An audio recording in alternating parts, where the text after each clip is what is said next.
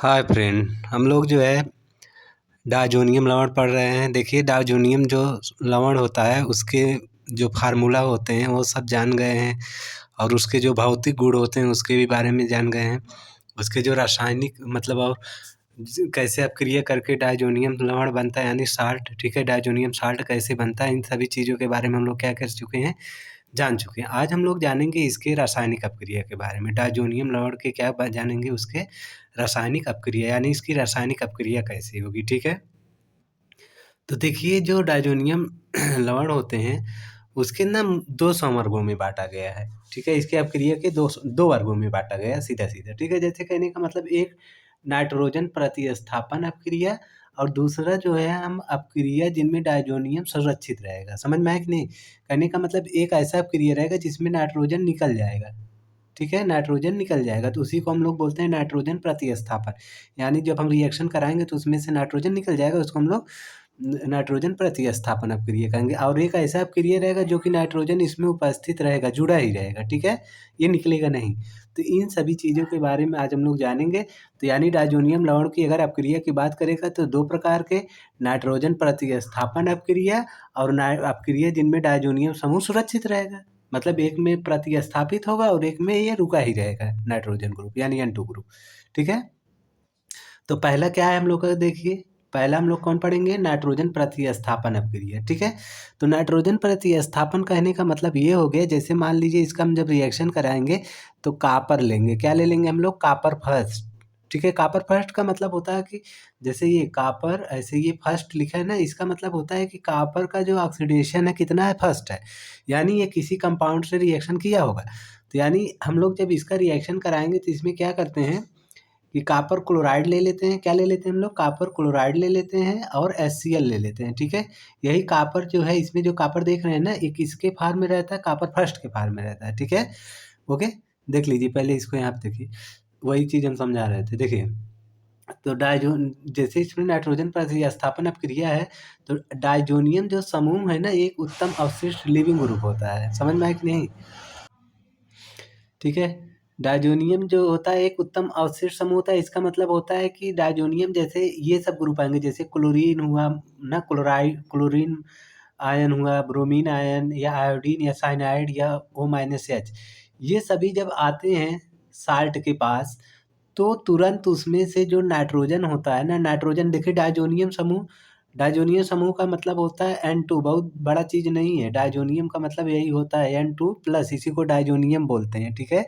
तो डायजोनियम समूह है, जैसे ही ये क्लोरीन Cl माइनस या आएगा या ब्रोमीन Br माइनस आएगा, जब हमारा उसके साल्ट से अपक्रिया कराएगा ना, तुरंत ये जो है डायजोनियम जो है हमारा N2 के फार्म में क्या हो जाएगा, बाहर निकल जाता है, ठीक है। वही कह रहा है, लिविंग का मतलब होता है कि जैसे ही इन सभी को देखेगा, समझ में आया कि नहीं, जैसे ही इन सभी को देखेगा डायजोनियम आयन, यानी जब जैसे ही ये सब रिएक्शन में पार्टिसिपेट होंगे, क्लोरीन आयन, ब्रोमीन आयन, ये सभी, तुरंत वहाँ से जो डायजोनियम का मतलब होता है N2 प्लस क्या करेगा, N2 के फार्म में जो है निकल जाएगा।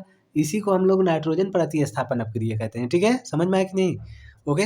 अब देखिए, अब इसमें क्या होता है, थोड़ा पढ़ लीजिए। जैसे इसमें देखिए, डायजोनियम समूह एक उत्तम अवशिष्ट समूह है, मतलब लिविंग ग्रुप है, लिविंग का मतलब छोड़ने वाला ग्रुप है, होने के कारण ये Cl क्लोरीन आयन और bromine ion, iodine cyanide ion, ये सब क्या होते हैं, आज इस समूह द्वारा सरलता से प्रतिस्थापित हो जाते हैं ना, वही ने बताया, जैसे ही ये लोग आएंगे तुरंत ये प्रतिस्थापित हो जाएगा, ठीक है।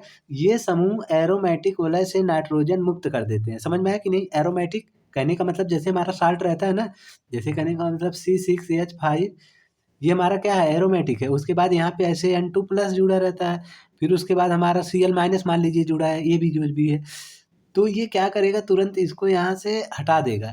वही कह रहा है कि इसमें से सरलता से एरोमेटिक वलय से नाइट्रोजन क्या हो जाएगा, ये एरोमेटिक्स है, ये नाइट्रोजन ग्रुप था, तो उसी में से क्या कर देगा, नाइट्रोजन को अलग कर देगा, बाहर कर देगा, ठीक है। बनी हुई नाइट्रोजन अपक्रिया के मिश्रण से ये गैस के रूप में, यानी N2 जो होगा वो गैस के रूप में क्या हो जाएगा, बाहर निकल जाएगा, ठीक है। समझ में आया? तो यही होता है नाइट्रोजन प्रतिस्थापन अपक्रिया। अब देखिए, हम लोग इसका रिएक्शन कराएंगे, देखिए कैसे रिएक्शन कराते हैं। रिएक्शन में देखिए, पहला है हम लोगों का हाइलाइड। हाइलाइड का मतलब होता है जैसे क्लोरीन हुआ, ब्रोमीन हुआ, या हम लोग या तो साइनाइड ले लेंगे, ठीक है। दो चीज़, हाइलाइट से या साइनाइड से। जैसे देखिए एरोमेटिक है ये हम लोगों का AR देख रहे हैं ना, यही है हमारा डायज़ोनियम साल्ट, ध्यान दीजिएगा। ये जो है हम लोगों का ये कंपाउंड, इसी को डायज़ोनियम साल्ट बोलते हैं। ये इसका मतलब जो AR लिखा है ना यहाँ पे, AR का मतलब है C6H5, ओके? यही है C6H5, ये एरोमेटिक है, इसको एरोमेटिक बोलते हैं। एरोमेटिक मतलब बेंजीन, यहाँ पे बेंजीन भी हो सकता है AR की जगह, जिसको हम मॉलिक्यूलर फार्मूला में ऐसे दिखा देंगे। ठीक है, समझ में आया? इतना चीज़ समझ में आया?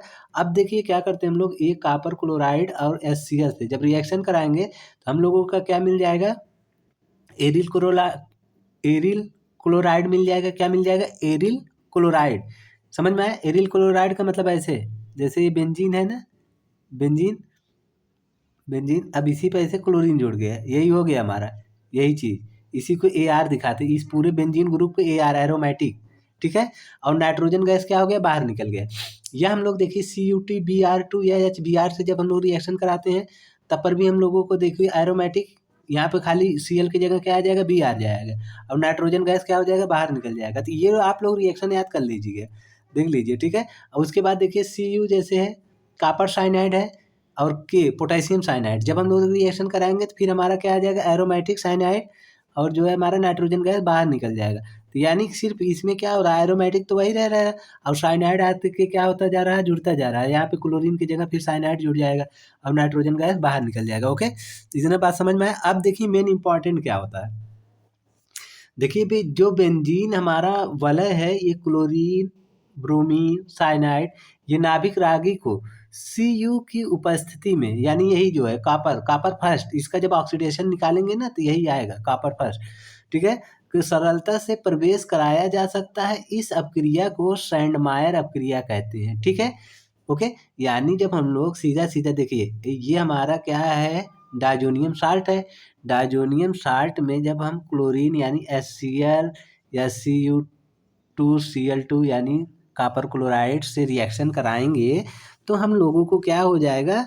हमारा जो मिलेगा एरिल क्लोराइड या बेंजीन क्लोराइड इसको बोलते हैं, और नाइट्रोजन गैस क्या हो जाएगा? बाहर निकल जाएगा। ठीक है, या हम लोग Cu2Br2 से भी कराएंगे तब पर भी वही रिएक्शन होगा और N2 बाहर निकल जाएगा। तो सैंडमायर अपक्रिया समझ लीजिए कि क्लोरीन जब बेंजीन वाला से क्या हो जाएगा? क्लोरीन, ब्रोमीन, साइनाइड, नाभिक रागी Cu की उपस्थिति में सरलता से प्रवेश किया जा सकता है। इस अपक्रिया को क्या कहते हैं हम लोग? साइनाइड कहते हैं। ठीक है, ओके, ठीक। इतना बात समझ में आया? ध्यान दीजिएगा, सैंडमायर अपक्रिया बार बार पूछता है आप लोगों में। अब देखिए दूसरी ओर क्या होगा कि ताम्रचूड़ का मतलब आप सिर्फ कापर लिए हैं, कापर को ही ताम्र बोला जाता है। ठीक है, अब इसकी उपस्थिति में डायजोनियम जो साल्ट है, ये डायजोनियम लवण के विलयन की संगत हाइड्रोजन अम्ल में अपक्रिया के द्वारा क्लोरीन, ब्रोमीन, बेंजीन से जोड़ा जा सकता है। ठीक है, ओके। इस अपक्रिया को हम लोग क्या कहते हैं? गाटर-मैन अपक्रिया कहते हैं। नहीं समझ में आया ना? देखिए, जैसे कहने का मतलब ये हुआ, जैसे देखिए ये हमारा साल्ट है, डायज़ोनियम साल्ट है। अब हम लोग क्या करते हैं, ये ताम्रचूड़ लेते हैं यानी कॉपर लेते हैं, और HCl से जब रिएक्शन कराएँगे तो उसमें क्या था? CuCl2 था।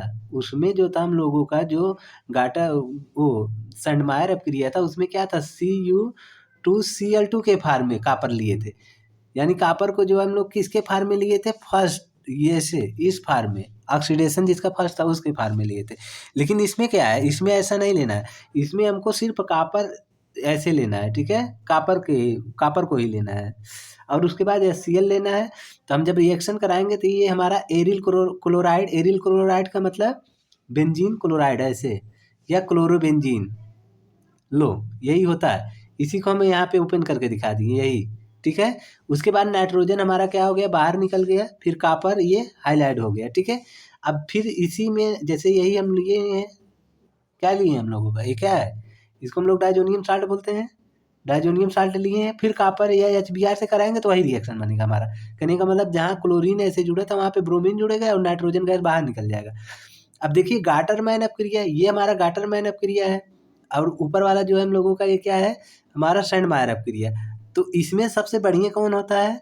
तो सैंडमायर अपक्रिया जो होता है सबसे बढ़िया होता है, ध्यान दीजिएगा। ठीक है, ओके। अब इसके बाद देखिए हम लोग क्या करेंगे।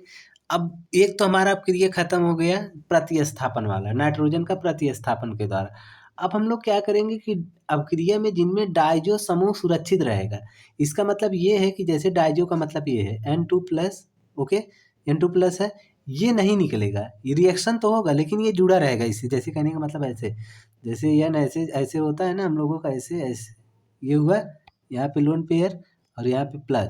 तो जब भी कोई भी रिएक्शन करेगा तो यहाँ पे ऐसे ये दोनों जुड़े रहेंगे। जैसे मान लो कोई भी रिएक्शन करेगा तो यहाँ पे हमारा कोई जो भी मॉलिक्यूल जुड़ना रहेगा जुड़ जाएगा, यहाँ पे जो भी मॉलिक्यूल जुड़ना रहेगा जुड़ जाएगा, ठीक है। लेकिन ये हमारा डायजोनियम बाहर नहीं निकलेगा, इसी को हम लोग क्या कहते हैं, डायजोनियम सुरक्षित है, ठीक है। युग्मन, युग्मन का मतलब देखिए, युग्मन, ये युग्मन मतलब ये जुड़ा हुआ है, इसी से जुड़े हुए हैं, इसी को युग्म कहा जाता है, ठीक है। अब देखिए रिएक्शन, इसमें क्या होता है, युग्मन अपक्रिया, जैसे युग्मन अपक्रिया से प्राप्त एजो, एजो में दोनों एरोमेटिक वलय एवं इन्हें जोड़ने वाले एन, देखिए यही एन डबल बॉन्ड एन आबंध के बीच विस्तारित युग्मन होता है। ये यौगिक प्रायः रंगीन होते हैं, ध्यान दीजिएगा, ये यौगिक कैसे होंगे, रंगीन होंगे, तथा का रंजकों की तरह प्रयोग आते हैं। बेंजीन डाइजोनियम क्लोराइड फिनाल से अपक्रिया करने पर इसके पैरा स्थान पर तो होकर पैरा हाइड्रोबेंजीन बनाता है। इसी प्रकार की अपक्रिया को हम लोग क्या कहते हैं, युग्मन अपक्रिया कहते हैं। जैसे देखिए अब इसका हम रिएक्शन बता रहे हैं सीधा सीधा। जैसे देखिए यहाँ पे दिया हुआ है हम लोगों का ये, जैसे ये हम लोगों को दिया है, ये हमारा क्या है, डाइजोनियम साल्ट है, ठीक है, डाइजोनियम साल्ट है ना, ठीक। इसी को हम लोग ऐसे भी लिख सकते हैं, C6H5N2+Cl-, यही चीज़ है ये जो है यही चीज़ है, ध्यान दीजिए, ठीक। जब हम लोग ऐसे लिए हैं, देखिए ये चीज़ हम लोग लिए हैं ऐसे ना, ये अब इसमें क्या कर रहे हैं हम लोग, फिनाल ले रहे हैं, किससे रिएक्शन करा रहे हैं, फिनाल के रिस्पेक्ट में, और वो -H के। तो अब इसमें देखिए ये नाइट्रोजन से ये डाइजो ग्रुप था, डाइजो ग्रुप था, इसी डाइजो ग्रुप से देखिए दो दो हमारा क्या आ जाए, एक बेंजीन इधर हो गया और एक बेंजीन इधर हो गया, ठीक है। ये क्या है, हमारा फिनॉल है, और ये हमारा एरोमेटिक खाली बेंजीन है। ये नाइट्रोजन दोनों नाइट्रोजन से ही ना जुड़ा है, तो यानी इसमें डाइजोनियम क्या है, मतलब इसमें डाइजोनियम जो हमारा ग्रुप है निकल नहीं रहा है, ये है उपस्थित है, ठीक है। और क्लोरीन बाहर निकल जाएगा, H2O बाहर निकल जाएगा, ठीक। तो यानी कहने का मतलब जो हम लोगों का ये हमारा हम लोग पढ़ रहे हैं ये वाला अपक्रिया, जिसमें डाइजो समूह क्या होता है, सुरक्षित रहता है। तो आप लोग देख लिए ना कि ऐसे डाइजो समूह जो है, नाइट्रोजन जो ग्रुप है, डाइजो डाइजो का मतलब हम बताए हैं बार बार कि यही है N2+, तो इसमें नाइट्रोजन जो है बाहर नहीं निकल रहा है, ठीक है, ओके। तो वही है, उसी चीज़ को हम लोग कहते हैं कि डाइजो जो ग्रुप है वो क्या है, सुरक्षित है। तो अब इसी को जब हम लोग रिएक्शन कर दिए तो ये जुड़ के ऐसे हमारा कंपाउंड बना लिया, इसी को हम लोग क्या बोलते हैं, पैरा हाइड्रोक्सी एजो बेंजीन बोलते हैं। पैरा क्यों बोलते हैं, पैरा का मतलब देखो, पैरा कहने का मतलब ये इसी को पैरा बोलते हैं। जैसे ये मान लो हम पूरा ग्रुप मान लेंगे, बताए थे, जैसे ये हमारा पूरा ग्रुप है, आज अब इसके ग्रुप इसी से हम लोग डिसाइडर करते हैं। जैसे ये हमारा आर्थो होता है, ये मेटा होता है, और ये जो यहाँ पे जो ये स्पेस है इसको हम लोग क्या बोलते हैं, पैरा बोलते हैं। ये स्पेस हमारा आर्थो होता है, ये हमारा मेटा होता है, और ये हमारा पैरा होता है, ठीक है। तो इसीलिए इसको पैरा हाइड्रोक्सी है ना, OH को हाइड्रोक्सी एजो, एजो का मतलब ये एजो बेंजीन, ओके, ठीक है। इसको नारंगी रंजक भी बोलते हैं, क्या बोलते हैं, नारंगी रंजक भी बोलते हैं। फिर देखिए ये जैसे है इसमें, अब हम लोग यहाँ पे क्लोरीन, यही हम लोग साल्ट लिए हैं, डाइजोनियम साल्ट, इसमें एमीन ले लिए, क्या ले लिए, एमीन इसको बोलते हैं। ये तो एल्कोहल लिए थे, इसमें हम लोग क्या ले लिए, एमीन। अब इसमें H+ आयन जो है बाहर निकलेगा, और इसी तरीके से देखिए डाइजोनियम आयन हमारा, देखिए डाइजो ग्रुप फिर से यहाँ उपस्थित ही है, और यहाँ पे एमीन ना अमोनियम ग्रुप जो है लगा हुआ है। तो इसको जब हम लोग बोलेंगे पैरा पे ही लगा हुआ है, कहाँ पे लगा हुआ है, देखिए जो NH2 है कहाँ पे लगा हुआ है, पैरा पे ही लगा हुआ है। तो पैरा एमिनो एजो, एजो बोलेंगे, एजो बेंजीन, ओके। और इसका रंग कैसे होता है, पीला रंग होता है, कैसे होता है, पीला, ठीक। तो आप इस चीज़ को आप लोग अच्छे तरीके से पढ़ लीजिएगा।